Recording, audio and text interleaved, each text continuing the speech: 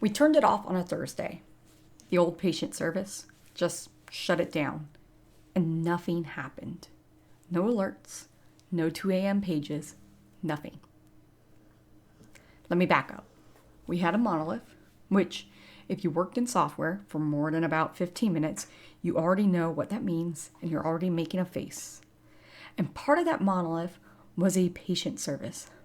All the patient data, patient logic, patient everything, just in there, woven in, the way things get when a system has been alive long enough to have its own opinions.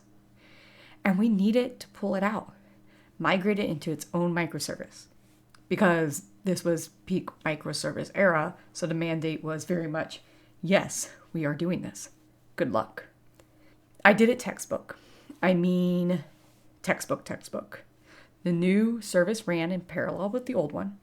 Both worked. We validated them against each other.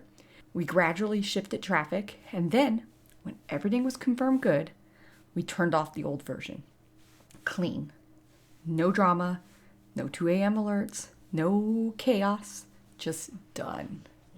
It was the kind of project you want to write a blog about. The kind where you think, yes, this is why I do this. 6 months later, I was a manager. And my team had to do the same migration, with the user service this time. And I gave them the blueprint. I walked them through exactly how I'd done it. I thought, a very helpful manager. It did not go like that. And here's what I figured out, sitting in the wreckage of a migration that should have been straightforward. Whose fault was this? The answer was uncomfortable. And that's the thing I want to talk about today. Welcome back to Chaotic Commits. I'm Joanne. Today's episode is called Chore. You are no longer an individual contributor, which is both a commit message and honestly the most important thing I wish someone had said to me before I became a manager. Not congratulations, not here's your new responsibilities, just you are no longer an individual. The way you measure yourself, the way you absorb success and failure, the way you make decisions, all of that has to change. And nobody really tells you that until you learn it the hard way. Today I want to talk about two things. First, there's no single right way to manage. You have to find your version. Second, the accountability inversion. What it actually means when your wins belong to your team and your failures belong to you.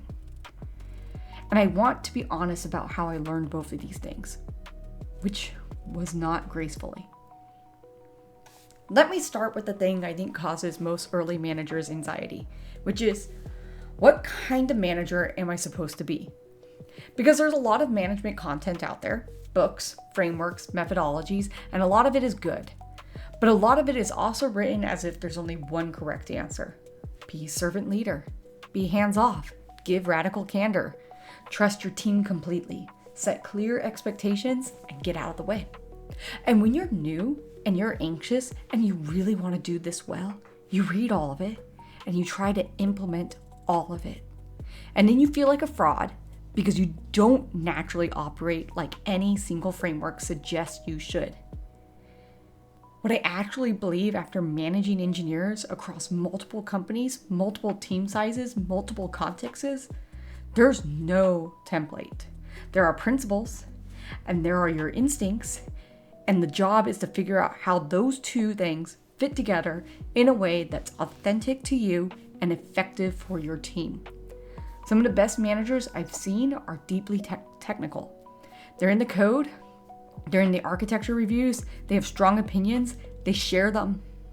And that works for the right team, in the right environment, with the right kind of problems. Some of the best managers I've seen are almost entirely people-focused. They couldn't tell you the difference between DynamoDB and Postgres off the top of their head, but they know exactly what's going on with every person in their team. They know who's burning out before that person knows it themselves. And that works too, especially at scale, especially when the technical work is being led by strong senior ICs who don't need the manager in the weeds. The trap is thinking you have to pick a lane permanently. You don't. I've been technical in some roles and more people focus in others. The context determines what the team needs, and what the team needs determines where you show up. The question you ask yourself, and ask it honestly, not aspirationally, is, what do I actually have to offer?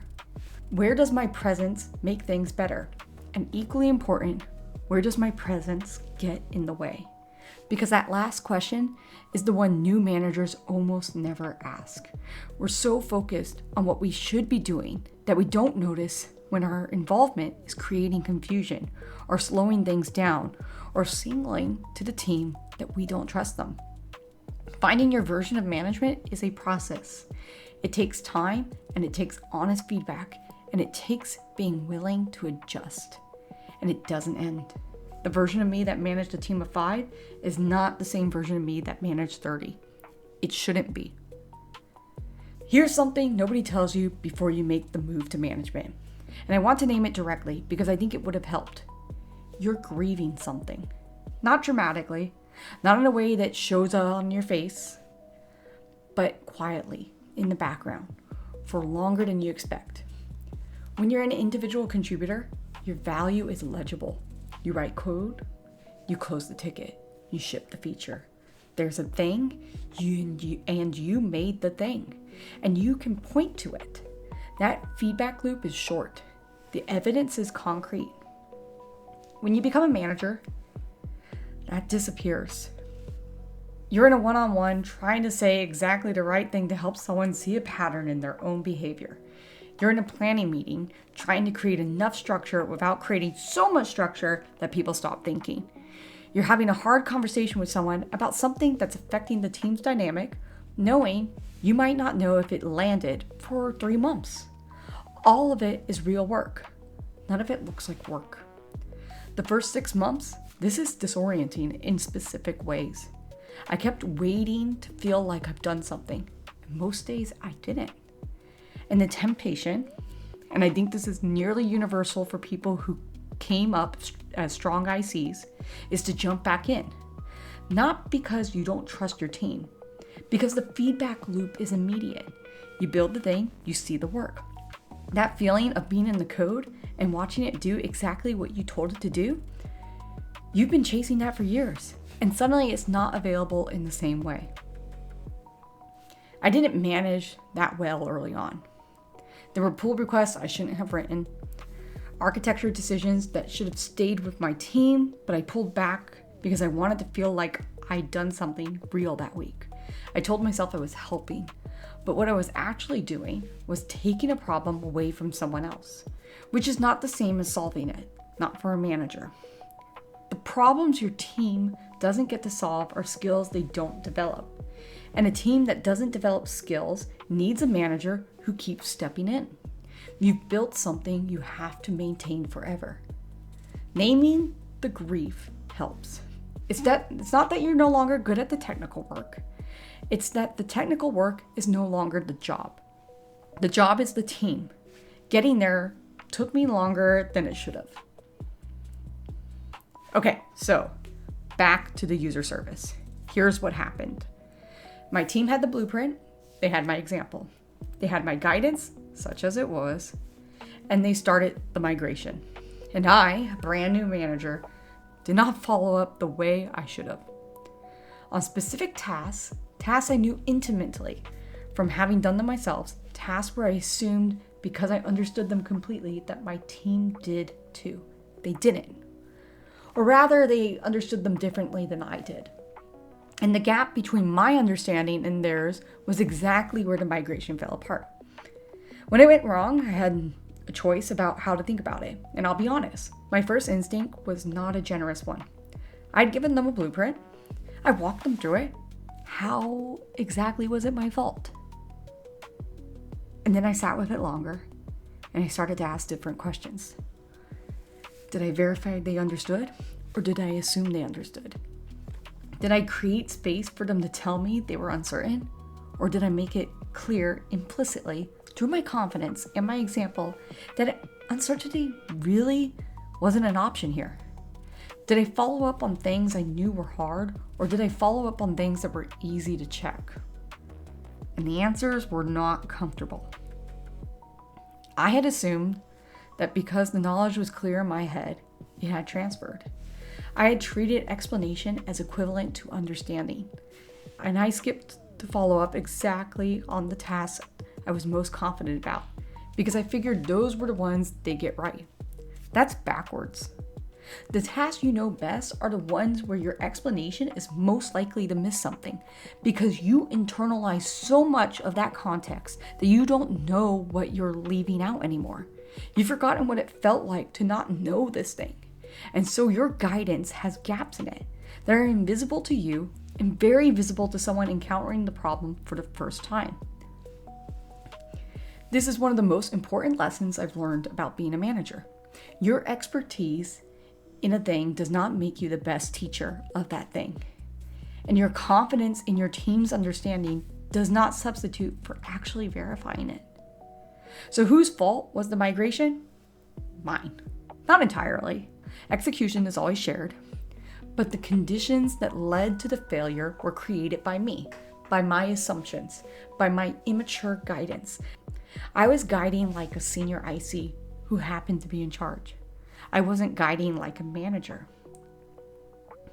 What understanding differently looked like specifically for this is my teams had started the traffic cutover before they fully validated the data integrity layer. That's the step that's invisible if you don't know to look for it. And I hadn't made sure they were looking for it. I walked them through here's the sequence, here's the order of operations, but I skipped the why on the critical checkpoints. Why do you validate before you cut over? Because the moment you're writing to two places, the data is already diverging. If you wait until after the cutover to validate, you're validating data that's already inconsistent. I knew that. I learned it from running the patient migration. I had internalized it so completely that I'd forgotten I had to learn it. So when I gave the blueprint, I gave the steps. I didn't give the reasoning behind the steps. And without the reasoning, my team was executing a process without understanding the failure modes, which meant when they hit an edge case I hadn't anticipated, they had nothing to fall back on. They've been following instructions. They weren't equipped to respond to the conditions I hadn't described. The other thing I missed, the absence of questions. That should have been a signal. I had one check-in early in the migration and everyone seemed fine. Nobody came to me with uncertainty. I read that as confidence. It was the opposite. It meant nobody felt safe surfacing uncertainty to me. I had created that. Probably through my own ease with the work, with my own fluency with the task. I was the person who just done this thing perfectly. That's not an easy person to tell you're confused. This brings me to the second big thing I want to talk about, which is what I call accountability inversion. Here's the mindset shift that management requires that almost nobody prepares you for. Every success belongs to your team. Every failure belongs to you.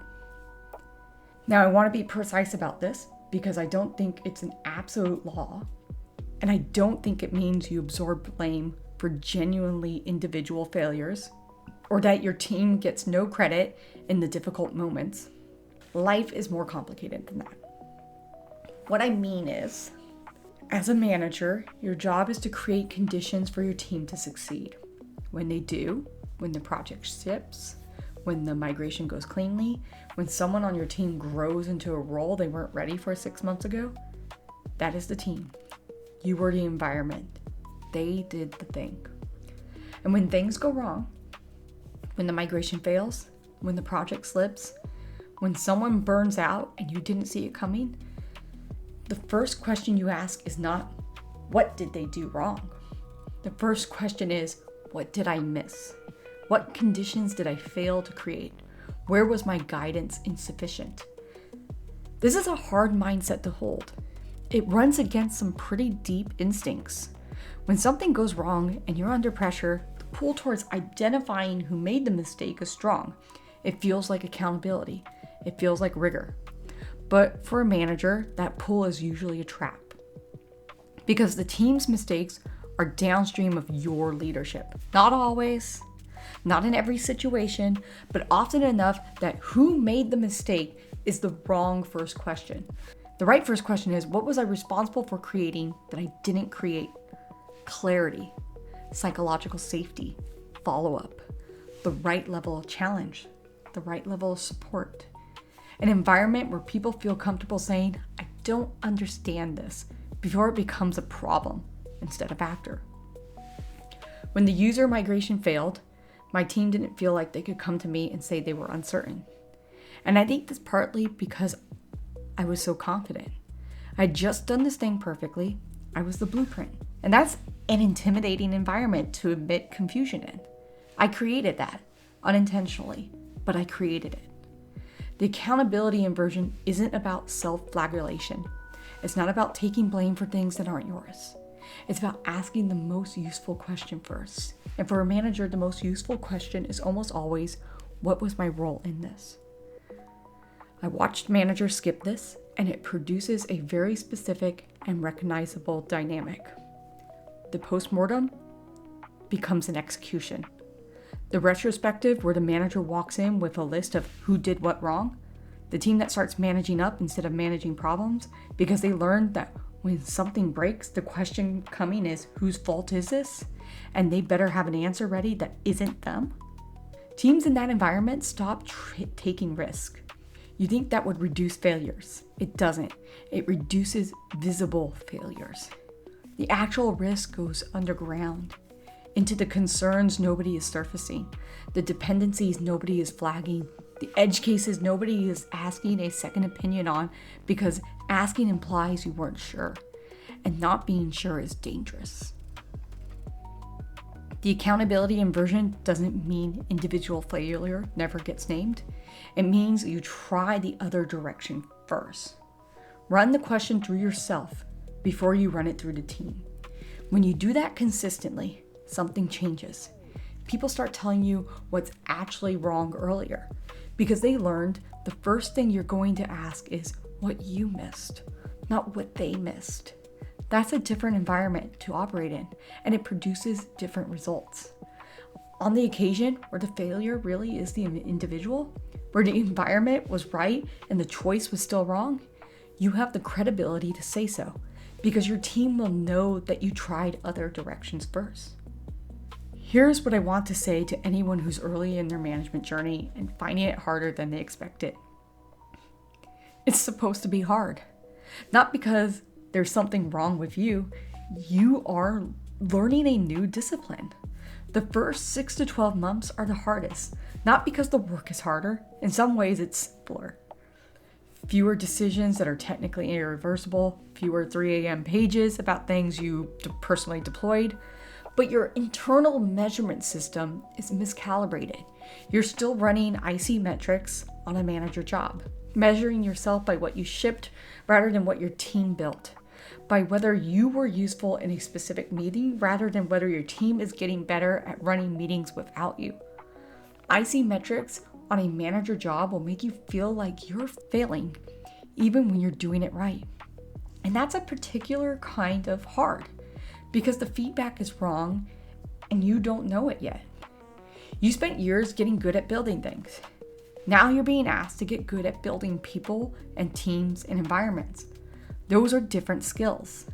The fact that you were excellent at the first thing does not give you a head start on the second thing. In some ways, it makes it harder because you know how to do the work, and the temptation to just do it yourself instead of investing in your team is real and constant. The managers I most respect are not the ones who are naturally good at it from day one. They're the ones who took the feedback seriously, who noticed when their instincts were wrong and adjusted, who asked their teams hard questions and actually listened to the answers. The user migration was not my finest hour, but it taught me something about guidance and assumption and follow-up that I carry into every team I've led since. It made me a better manager. The failure was the tuition. And if you're sitting right now with your own version of that story, your own migration that didn't go the way you planned, your own moment where you realized you've been leading like an IC instead of a manager, that's not evidence that you're bad at this. That's evidence that you're in it, that you're doing the real thing. And the real thing is how you get better. Find your version of management. Own the conditions you create And remember that the goal isn't to be the best engineer on your team anymore, but to build a team that doesn't need you to be. That's this episode of Chaotic Commits. I'm Joanne. New episodes wherever you get podcasts. I'll see you there.